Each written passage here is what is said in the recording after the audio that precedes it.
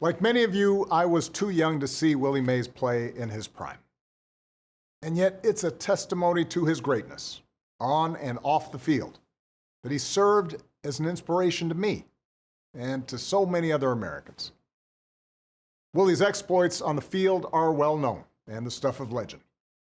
Blessed with an unmatched combination of grace, skill, and power, he excelled in every aspect of the game from the moment he arrived in the majors, amassing a record of accomplishments that only a handful of players even came close to matching.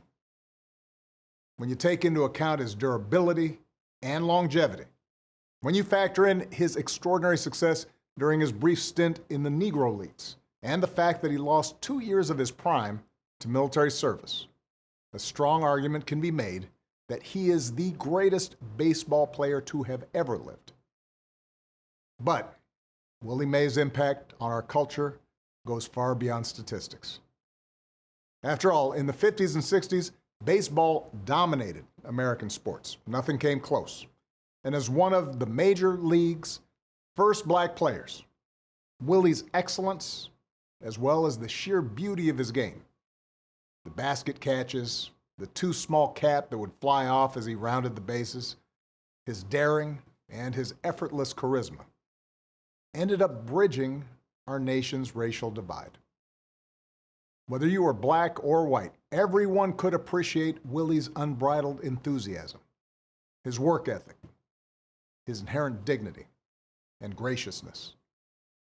Alongside other giants like Jackie Robinson and Hank Aaron, Willie's popularity would change racial attitudes in a way that political speeches alone never could.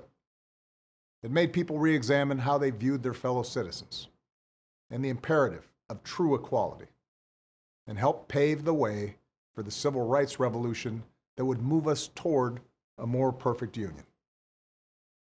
Not many athletes can claim that kind of impact.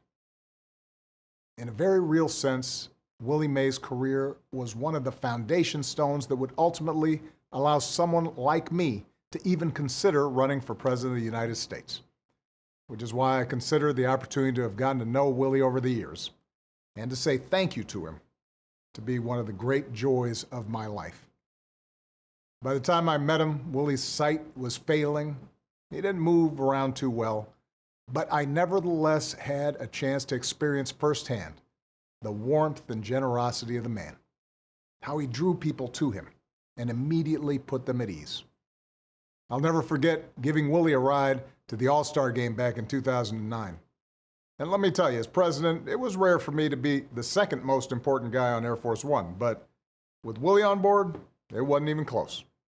The flight attendants kept passing me by to ask, "Can I get you something else, Mr. Mays?" And as far as I was concerned, that's exactly how it should have been. That's who Willie Mays was, from start to finish. A man who inspired admiration and affection without ever having to break a sweat. That's why his influence lasted long after he'd played his last game.